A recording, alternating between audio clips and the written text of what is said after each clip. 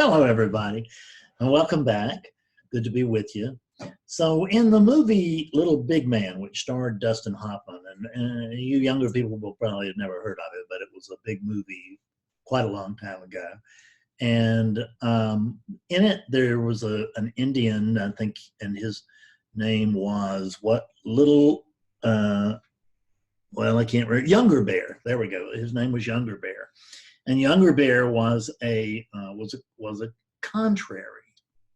And what a contrary is like when you first meet him, the horse rides up and he's riding the horse backwards, and then somebody says hello and he jumps off the horse and says goodbye, and then someone asks him, "Did you get any rabbits on your hunt?" And he holds up a rabbit and he says no.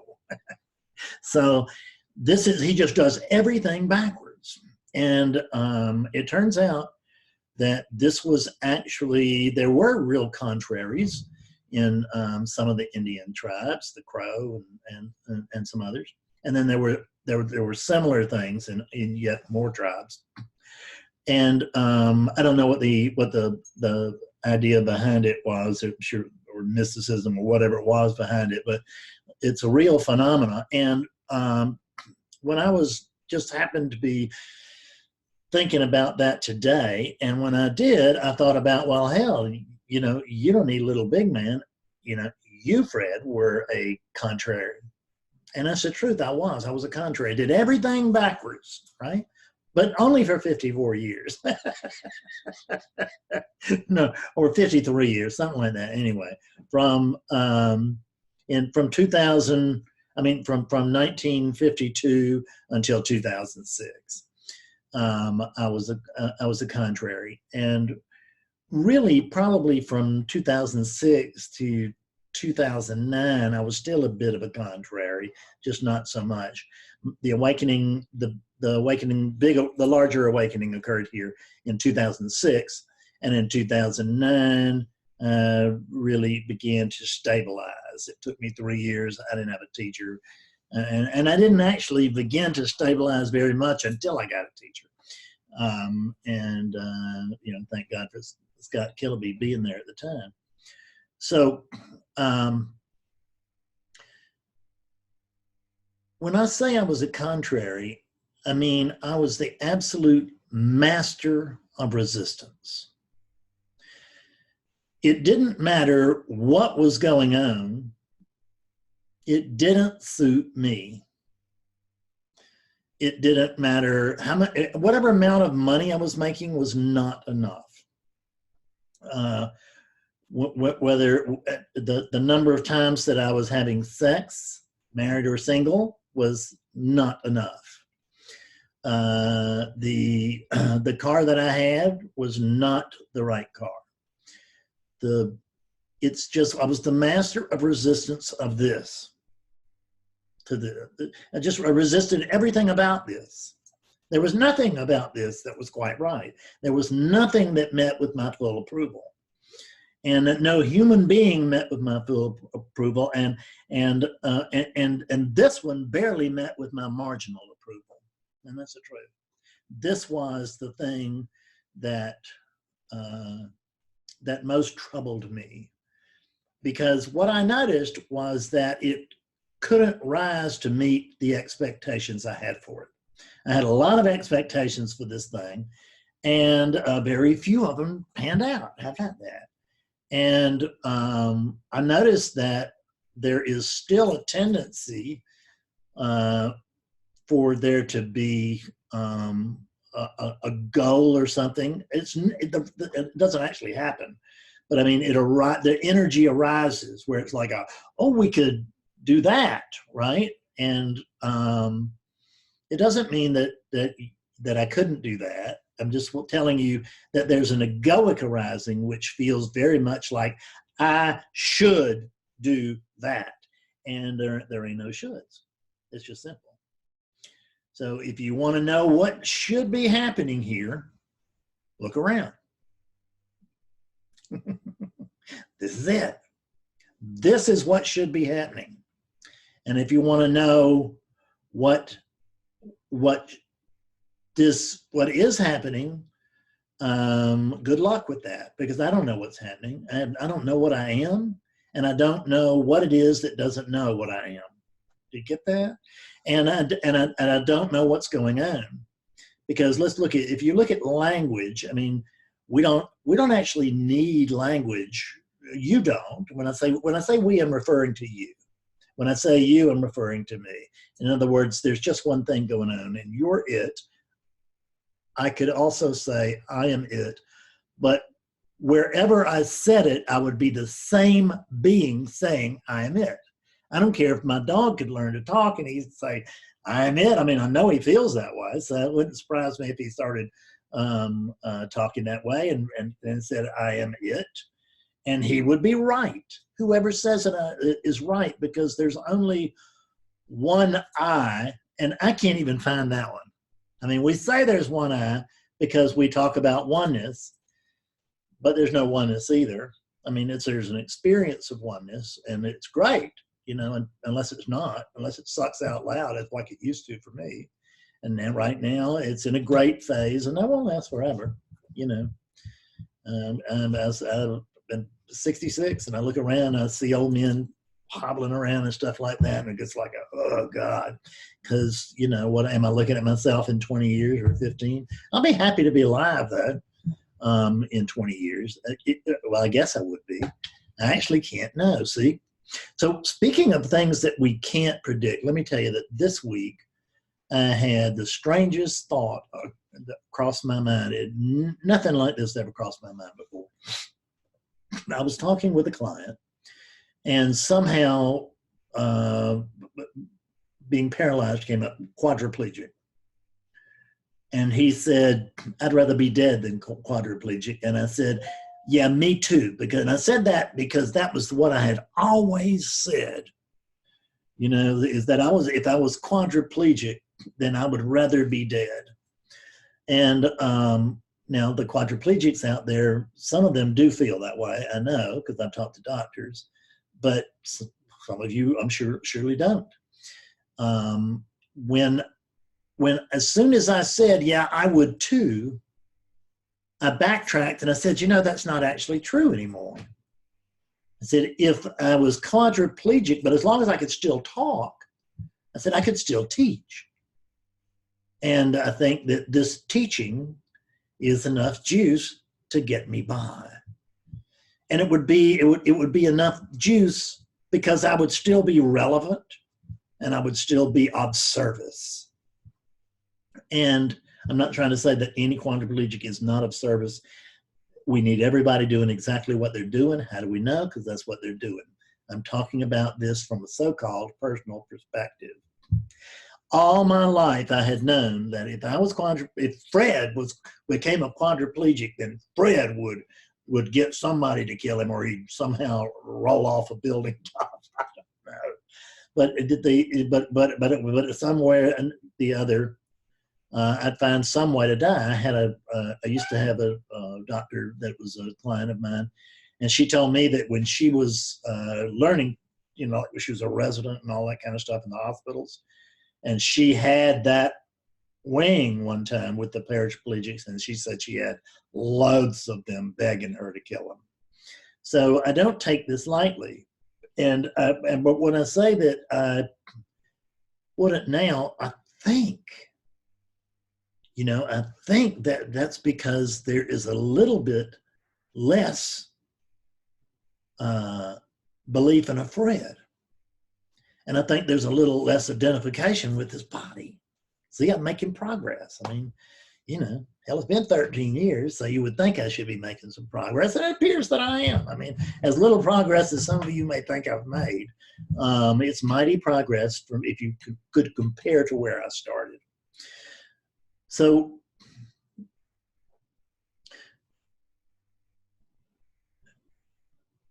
I went contrary to my own beliefs, right? Because I used to be resistant to the idea, even of being paralyzed, even from the waist down. That scared the hell out of me, or being blind, or being paraplegic, or losing my arms, or something like this. And I ain't saying I would be looking forward to any of that today, because the unit has very strong preferences that those things not happen. But I do notice that I'm not the unit, and that I don't actually check with the unit and on the way, on how things are going to go, how things should go. I just notice that things go the way they go. And they go the way they go, and I can resist them, or I can accept them. I can tell you now, if I lost my arms, I could still be valid. And if I went blind, I'd still be valid. But God says, better I go blind than deaf, because it makes sure I could still hear this teaching or whatever. But you know, I would learn some way, and maybe this teaching needs to come to the deaf in a very real and meaningful way. I don't know. You know, I can't know. What I do know is that this ain't the center of the universe. It's just not. And for 50 plus years, it really believed it was the center of the universe, and it believed that you were my furniture, and I could just move you wherever I wanted and get you to do whatever I wanted, because you were my furniture / I don't want to say slave, because I would have paid you something. But I just thought you should be doing what I wanted you to do all the time. And I thought that this should be happening the way I wanted it to happen all the time. And the problem is, from that point of view, which is the unit point of view, which means it's any unit point of view is going to be this tiny, tiny, tiny little slice like this, wouldn't even be able to see between it, of the universe. Right? It would be a dot.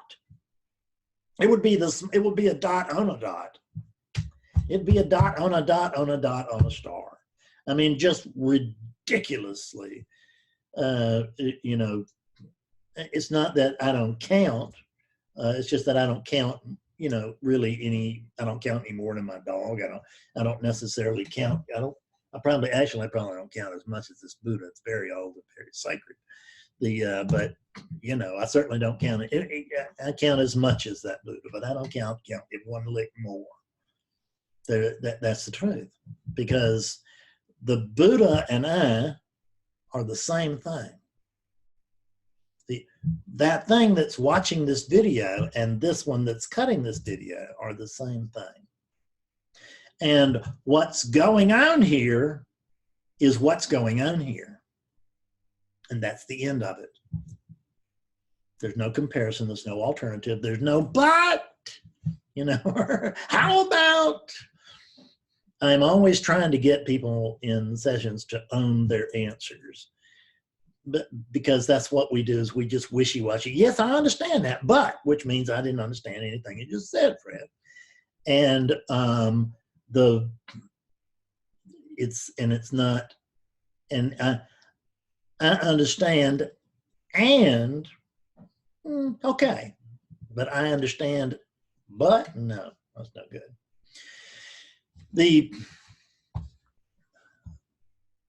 We are a contrary species.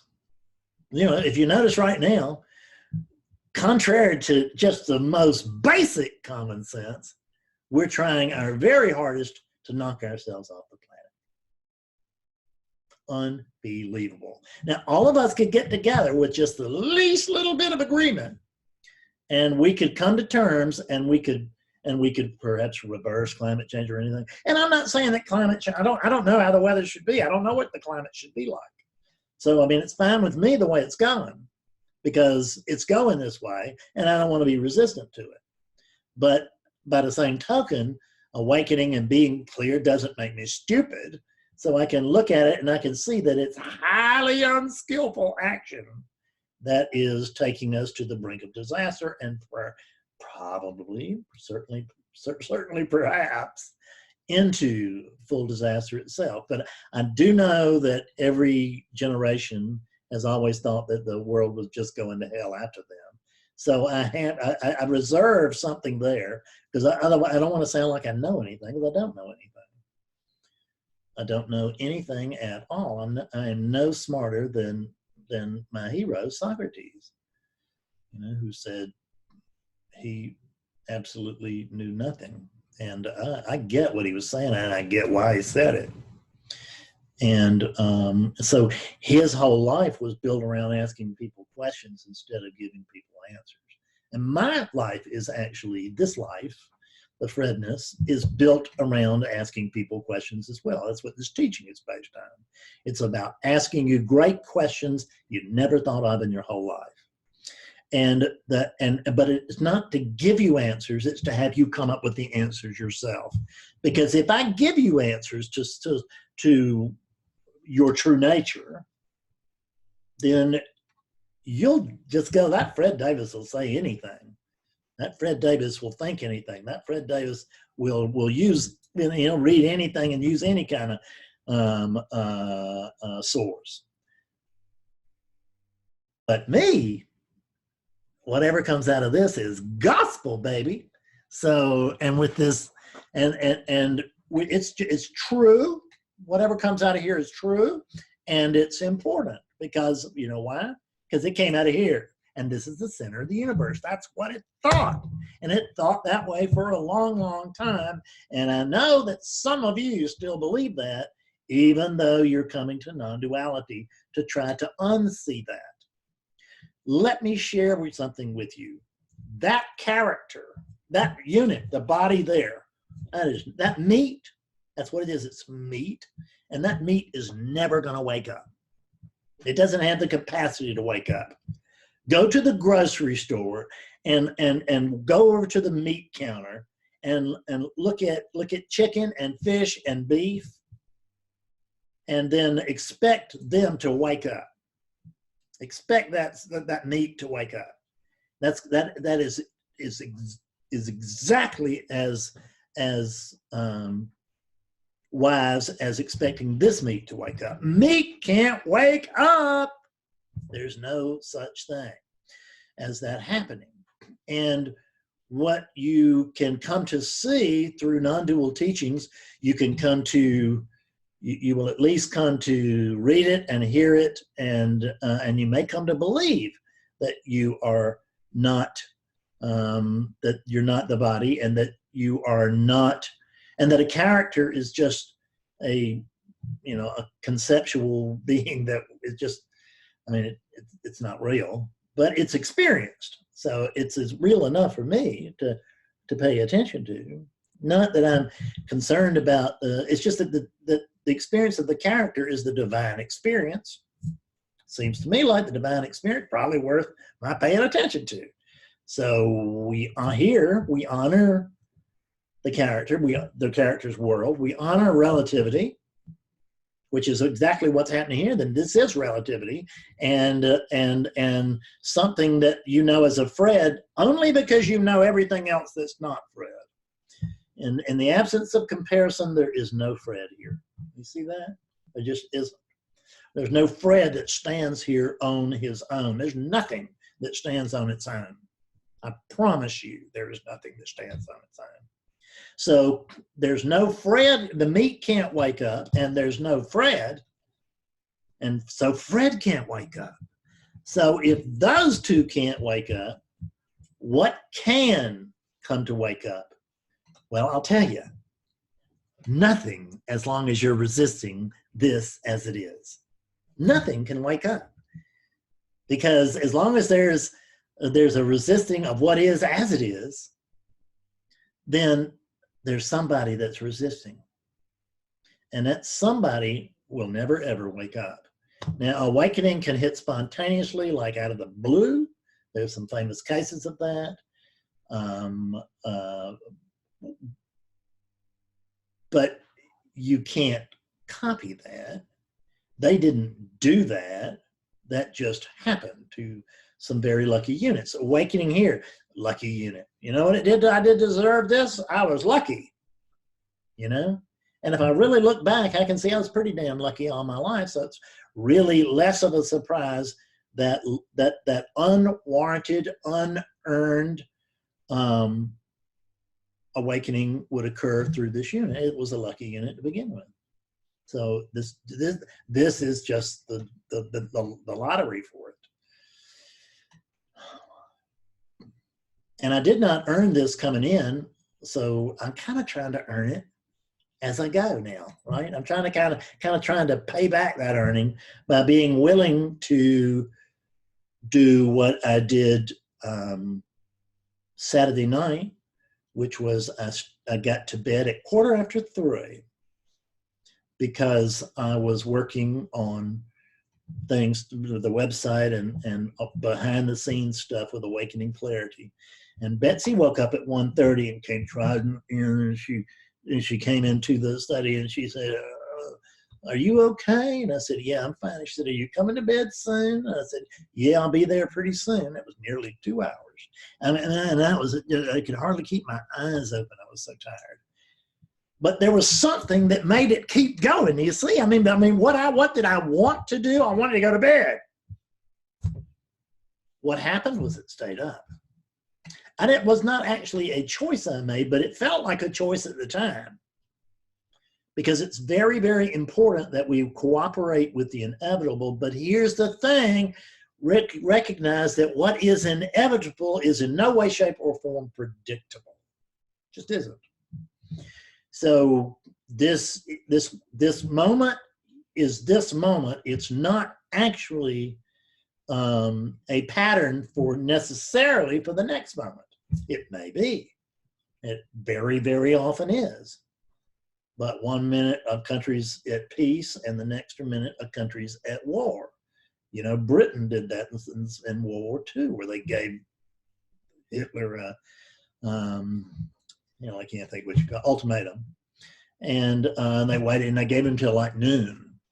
And he didn't get anything by noon. So at 12:01, they were at war. You would have thought if you were visiting the Earth for 60 seconds, you would have thought that from 11:59, if you visited from then until 12 o'clock, that Britain was a peaceful country, that it was and that they would. That's all they knew was peace and this, that, and the other. But if you had come at 12:01, you would have seen war preparations. So it was not, that 11:59 was not a pattern for 12:01 on that day. It's not a pattern for 12:01 on any day. This moment's not a pattern for the next, unless it is. It can be. It most often is, I would say. But it doesn't have to be. Anything can happen in this dream. It is a dream, folks. It means anything can happen to anybody, anytime, except awakening. See, awakening can't happen just anytime to anybody unless it does. Well, then it can happen to anybody at any time. And that's the truth of it. It can, but it doesn't. It very rarely does these random, lightning bolt from God awakening things, like we know all Eckhart Tolle and Byron Katie and people like this who report this. But but they don't actually even report what we think they report. Because when Eckhart says he woke up, we think he went from being this suffering guy to the very, very wise and thoughtful Eckhart Tolle. Why, just overnight while he was passed out or whatever it was, whatever happened. When he went to sleep, passed out, entered the knowingly entered the dark field or whatever. So, I mean, it took Eckhart years to clear, and it took Byron Katie years to clear, and it takes people, in my experience, it takes everybody a good while to clear. It doesn't mean that you aren't awake. It just means that you're not really sure what that means, not in full context, it in partial context. And that partial context always feels like the whole thing, but it's not. It really is not. But it will feel like the whole thing. Awakening happens when the story of the individual is vacated. And you cannot willfully do that. You can't do it. Like when I surrendered, so to speak, I mean, then it didn't look like surrender, and it didn't feel like surrender. It just felt like I was angry. Like, "Ah, do what you want to with this body. I'm out of here." Well, who wants it that was out of here? That was the interesting thing. And awakeness. And awakeness abandoned the Fred story. And at which point, the only thing left was awakeness. So when you abandon what's false, the true is the only thing left to shine. That's why this teaching is a teaching of undoing, right? Undoing, unveiling, unknowing. That's what we do here. Because awakening is a matter of subtraction. When the first thing that we want to subtract is our objections to this as it is right now. But what I want to tell you is that a unit is not hooked up to accept this as it is right now. A unit is hooked up to not accept this as it is right now. That's the truth. I mean, that's what that is the programming here, is to not accept this as it is right now, because in the absence of resistance, I can't find a Fred. So I'm a living contrary. Betsy's dad, before he died last year, he was a living contrary. He was a contrary for the 20 years I knew him, and for 20 years before that, at least. And further back, actually, further back than that. And he was the most miserable man I think I ever knew. And he had a wonderful life, but he couldn't see it.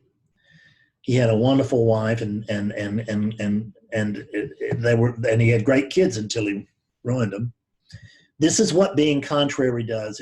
It ruins us, and it ruins everybody around us if they hang around us. And these people, I mean, the family had no choice but to hang around. They got to do it, right? I had to hang around with my dad, and I despised him. I hated him, and I was scared to death of him. And and later we became friends, and that's good. But we didn't become friends until I was well into my 20s. And his contrariness, which meant that you were expecting, see, contrary can just simply be that you're expecting for things to go sort of like they're going, in the sense that everything is sort of okay. Even if it's not okay, it's sort of okay. It's doable. It's doable. And you expect, regardless of what comes up, as a child, you expect the people around you to remain with a certain calm and to do what needs doing, because it's doable. And my dad was caught between the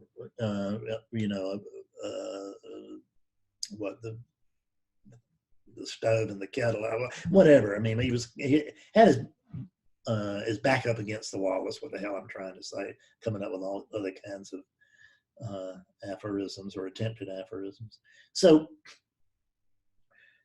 but my dad was not like that. He would just fly into a rage.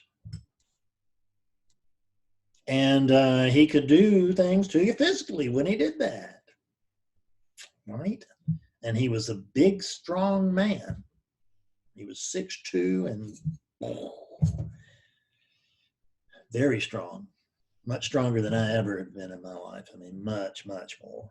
I mean, he could have kicked my ass with half of his body. He could have kept half his body behind his back and still done me in. I mean, I was a lot shorter, a lot smaller, and I was a whole lot younger, especially when I was 4, 5, 6 years old. Not to mention, Jesus, it just got worse when I was 7, 8, 10. It doesn't matter. It's not. I'm not meaning to rattle on about my story. What I'm trying to tell you is that we suffer to the degree of our contrariness, because this is what is. It doesn't matter what you think of it. I had a student this week. I was shocked to my ears, but I literally did. I had a bunch of witnesses because we was in satsang, and I had a student this week, a dear friend, and she said, Fred, you are the master of acceptance. And she said that because Betsy and I had a situation over here where we had just finished doing our lawn and garden and all that. And we spent a lot of money, and it's very, very beautiful. And then we came home from dinner one night to have our neighbor tell us where they're coming to tear up your yard tomorrow, because the city's doing some plumbing. And everybody in the neighborhood was pissed off, and they had already ruined a bunch of several yards. So, but I didn't talk to her. Betsy talked to her, and Betsy came in and she told me, and she said, "Oh, we're going to come tear up the yard and everything." And then she looked at me and she said, "But nothing I can do about it." And I said, "Of course not. It's what is." And we said, "Okay, well, what shall we do about it?" I said, "We could go watch our movie." She said, "You're right." And that's what we did. And I want to tell you, we never suffered over them coming to tear up our yard the next day, even though we had just gotten through with it and spent stupid money getting it done. And you know what happened the next day? I looked out there and I saw all the machinery and I saw the guys and everything like that. And I didn't go out. I didn't want to see it happen. I didn't want to bear witness to this terrible thing that was going to happen to my precious yard. And I went out that afternoon when the equipment cleared away. I went out there to see what had happened. Betsy and I went out there together, and they had torn up a bunch of yards, and they had done some, I had to. These people were just taking flack from everybody. Everybody in the neighborhood was pissed off at them. But Betsy had said, it's not their decision, and I'm going to treat them nicely. I'm not saying any of this works together into any kind of a chain, and that this is what you could do, and this is what will happen. I don't mean that at all, but I will tell you that what they did in front of our house was they dug a little hole and they put a thing in there where you can a clean out, where if things go bad, then they can clean it out from there. And then they covered that hole up nicely, and that was that. And they covered it up nicely, and they left. And so they never hit our yard. They just got out front where we parked, which was dirt anyway. And it didn't hurt a thing. So we didn't waste any time Thursday night suffering over what was going to happen, or Friday morning, right? Because if we had suffered, we'd have just, it makes no sense to suffer before something occurs, right? I had a woman one time, and when I woke her up, she told me, she said, "My God, I'm 70-something years old." I don't remember. She said, "And that is the best." She told me in our session, and she said, "I'm not trying to promote here, people. I don't need to promote. I'm turning business down." So I'm just telling you that, and that's honest to God's truth. Some of my clients would tell you they got their sessions cut. I had to, in order to spread myself out to some new blood as well. So I don't say this for the sake of promotion. I say this because this is my life, and that's what I talk about. And some of you write me nasty emails about just how awful and commercial and greedy and what a slug I am and all this, that, and the other, and that's fine. But you can take all those opinions and you can go to hell. It's a snappy unit, isn't it? See, that's exactly what this unit would do. But I don't really mind, because that's what's happening. What are you supposed to do? You're supposed to write me crummy emails. Why? I don't know. But, if you do it, it has to be done. So, but it's not as bad as you think. See, it used to be that I was much worse than you thought. And now it appears that whatever it is that's functioning here, this conscious awakeness that's animating this hunk of flesh, this cadaver, is a little bit more skillful than it used to be. It's a little bit kinder than it used to be. Hell, it's a lot kinder. It's a lot more generous. These things I've not done these things. These things are the result of awakening. But I've jumped off my story. So this old woman, she, nice woman, and lived in New York State. And she told me, she said, "I'm 70-something years old, and that's the best money I've ever spent." And that's a nice thing to have somebody tell you when, they paid you good solid money for a session, but they're delighted. And so she was happy as all because that was her whole thing when we met, was that she was scared of dying. She was scared of dying. And she came out of that first session and knew she wasn't going to die, and she was tickled to death for a few days. But I got to her the following Sunday for the next clarity session, and she said, "Oh God, I'm not scared of dying, but I'm terrified of the nursing home now." So fill in the blank, right? And I went over the nursing home with her. I said, "Oh God, I can see it now. I know just how it'll be for you. I mean, you know, your husband will be dead because women always outlive their husbands." And she said, "Yeah." And I said, and the rest of the family, they ain't gonna want to mess with an old woman like you, so they'll just put you in a home, don't you think?" Yes, that's exactly what I'm so scared of. And I said, and we've all heard about those homes. They don't really treat you so very well after all. And sometimes it's much, much worse than that. And probably the family will just give up at some point of coming to see and stuff because, you know, you're going to get goofy and all that. And she said, yeah. I said, go get a room. Go ahead and go now. You're suffering about what might not even occur. You might get lucky and have a heart attack. So you get to be a certain age and heart attacks begin to look like pretty good deals. They're kind of like like a friend. And because they're fast. And you don't necessarily lose all of your dignity prior to it. Your human dignity. There's something to be said for human dignity. I don't care because what anybody thinks, because I am awakeness, but I am also this. And I spent a lifetime being a contrary, over 50 years being a contrary, and I'm not a contrary anymore.